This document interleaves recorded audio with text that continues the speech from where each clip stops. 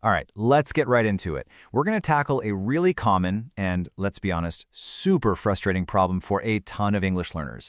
You can understand pretty much everything you hear, but the moment you need to speak, you just can't. So today, we're going to break down exactly why that happens. So does this sound familiar? You're watching a movie? No subtitles needed. You're listening to a podcast? You're laughing at the jokes. You can read an article? No problem. But then, someone asks you a simple question, and your mind just goes completely blank. If that sounds like you, then you are in exactly the right place. And trust me, you are definitely not alone in this. You know, this feeling is so common that we can actually give it a name. We call it the fluency paradox. It's that huge, frustrating gap between what you know up here in your head and what you can actually say out loud. And it really does feel like a paradox, doesn't it? You've got all this knowledge, all this vocabulary stored away, but you just can't seem to access it when it counts. It feels kind of like having the keys to a brand new car, but having no idea how to turn the engine on. So what's really going on here?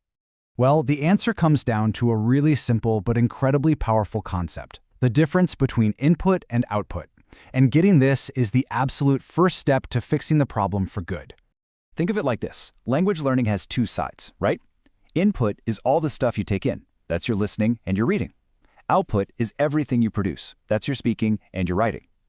Now, most of us spend almost all of our time on input. So it's no wonder your understanding feels really strong, but your production, your speaking, feels weak. You've been training one muscle, but pretty much ignoring the other one. But here's the real kicker. The problem isn't just about needing more speaking practice. Get this, the way you've been learning, the way you've been taking in your input has actually been holding your output back. Let's dig into what that actually means.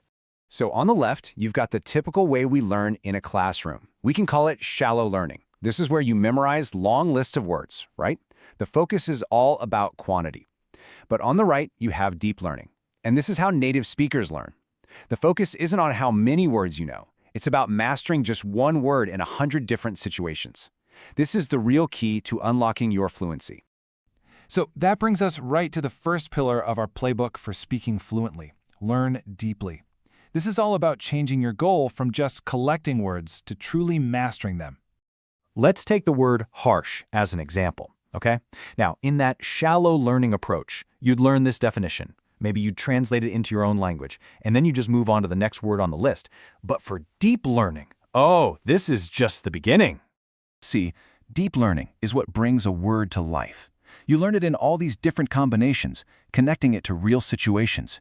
You start to understand harsh weather and harsh words and harsh reality, or even something like a harsh sun. You're not just learning what the word means anymore. You're learning how to use it. You're building this whole network of connections for that one word in your brain.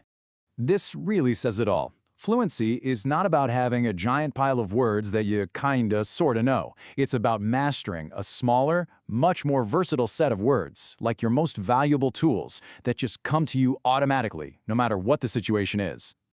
Okay, so you've learned your core words deeply. Fantastic. But now, how do you put them together into smooth, natural-sounding sentences without freezing? Well, that brings us to pillar number 2. Think in chunks. Now, this right here is a total game changer. Fluent speakers don't build sentences one word at a time, like they're laying bricks. No way. They think in phrases, in groups of words that just naturally go together. They grab a whole chunk at once.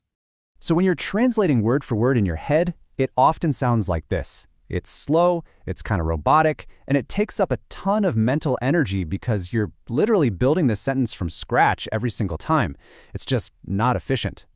But a fluent speaker processes that exact same idea as just 2 chunks.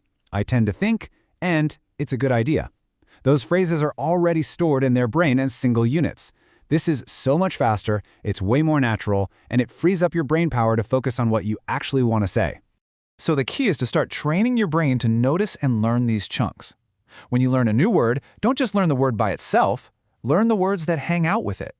Phrases just like these are the real building blocks of fluent, natural conversation. So, we've covered deep vocabulary and thinking in chunks.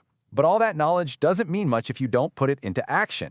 And that brings us to our final, crucial pillar: practice output. I want you to think about it this way. You can't learn how to swim by reading books about swimming, right? You have to actually get in the water. Speaking is exactly the same. It involves real muscles in your mouth, your tongue, your jaw. It's a physical skill, and just like any muscle in your body, it only gets stronger with a consistent workout. And here's a simple but super effective workout you can start doing every single day. First, just read something aloud. This warms up your speaking muscles and builds that muscle memory. Next, try shadowing. That's when you listen to a native speaker, you hit pause, and you repeat exactly what they said, trying to copy their rhythm and intonation. And finally, just talk to yourself. Seriously, describe what you're doing, talk about your day. It's a completely zero-pressure way to practice getting your thoughts out. Okay, so let's put this all together, because this isn't just a random collection of tips. This is a completely new way for you to think about learning English. Here it is. This is your new playbook, all summarized. Number 1, learn deeply. Stop chasing thousands of new words and start mastering the ones you already have. Number 2, think in chunks. Train your brain to see and use phrases, not just single words. And number 3, practice output. Make speaking a daily physical habit, just like going to the gym. And this is the single most important idea I want to leave you with. It's a new question to guide your learning.